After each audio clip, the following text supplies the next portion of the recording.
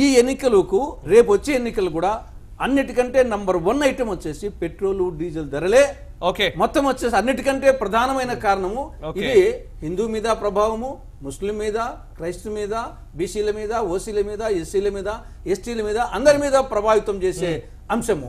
రెండవది పెద్ద currency note రద్దు, బ్యాంకుల్లో ఏటీఎంలకు పోతే కరెన్సీ లేకపోవడము, జిఎస్టీ దెబ్బ, ఇవి కొన్ని వచ్చిన తర్వాత మహిళల మీద అత్యాచారాలు, అది ఏ మతమైనా కావచ్చు, ఏ కులమైనా కావచ్చు, ఇవి ప్రధానంగా వచ్చేసి ఈ ఉప ఎన్నికల మీద నాకు తెలిసి మతాల కంటే కులాల కంటే ప్రతిపక్షాల ఐక్యత అనేది ఒక అంశం అయితే ఈ అంశాలు ఎక్కువ ప్రభావితం చేశాయి.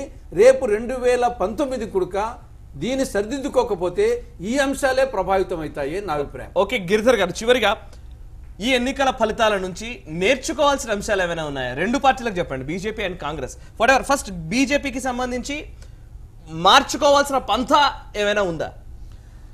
మార్చుకోవాల్సిన పంతా ఒకటే, మీ మీద ప్రజలకు ఏ ఆశలు చూపించారో, ఏ ఆశల మీద మీరు ఓట్లు మీకు వేశారో దానిని మీరు ఎంతవరకు నెరవేర్చగలిగారు, ఇంకా ఎంత బాకీ ఉంది అని మీకు మీరు విమర్శించుకుని దాంట్లో ఏమైనా లోపాలు ఉంటే దాన్ని సరిదిద్దుకునే ప్రక్రియ మీరు చేయాలి.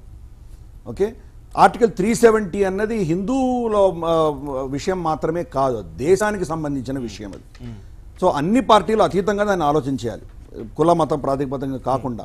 రామ జన్మభూమి అన్నది వాళ్ళ చేతిలో ఎందుకో హస్తగతం చేశారు. అక్కడ ఏం జరిగినా కాంగ్రెస్ హయాంలోనే జరిగింది. శిలాన్యాస్ కావచ్చు, ఆఖరి బాబ్రీ మసీద్ కూలిపోవడం కావచ్చు, ఏదైనా కానీ కాంగ్రెస్ ప్రభుత్వాలు ఉన్నప్పుడే జరిగాయి. దానికి రామ జన్మభూమికి సంబంధించి హిందువులకి కొంత ఊరట ఇచ్చేటువంటి ప్రక్రియ కాంగ్రెస్ కూడా చేయాలి.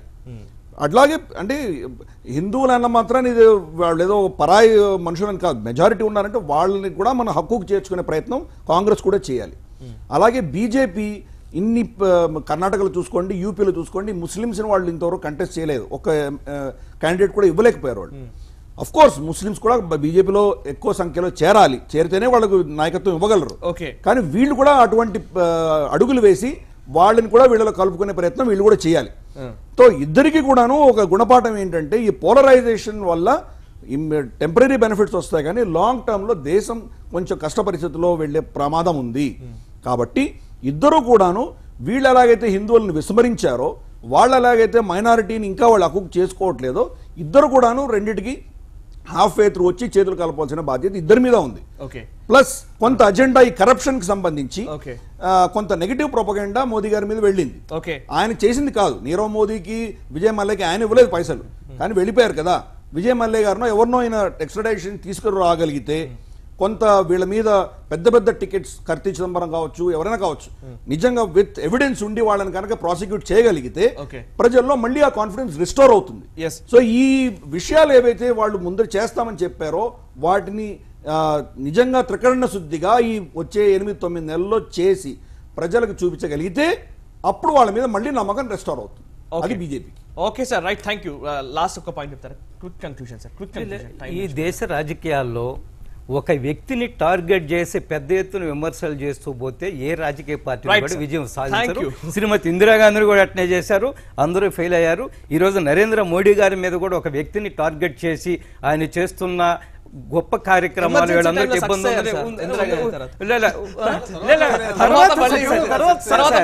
అది కూడా ఎప్పుడు సక్సెస్ అయ్యారు? ఎమర్జెన్సీ అనే ఒక పెద్ద భూతం రాబట్టి శ్రీమతి ఇందిరాగాంధీ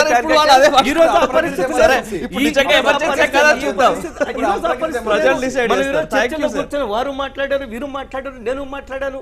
ఎమర్జెన్సీలో ఆ పరిస్థితి లేదు, మాట్లాడితే వెంటనే మీ పోలీసు టీవీ ఫ్రీడమ్ ఉంది. ఏది మోడీని చేస్తే మోడీకి ఈ దేశం ఇంకా మీరు ఒక్కసారి మీరు నిన్నగాక మొన్న ఒక సర్వే వచ్చింది, 70.15% ఇప్పటికే ప్రజలు మోడీ గారిని ప్రధానమంత్రి ఇది రిఫ్లెక్ట్ అవుతుంది రేపు general election. Thank you very much sir, thank you very much. Tulasireddy గారు, ఆంజనేయ రెడ్డి గారు, గిరిధర్ గారు చర్చలో పాల్గొని మీ అభిప్రాయం మాతో పంచుకున్నందుకు థ్యాంక్ యూ వెరీ మచ్. మొత్తం మీద మోడీకి సంబంధించి మోడీ వర్సెస్ ఆల్ అనే పరిస్థితి అయితే ఇప్పుడు క్లియర్ గా రాజకీయ పక్షాల్లో కనబడుతూ ఉంది.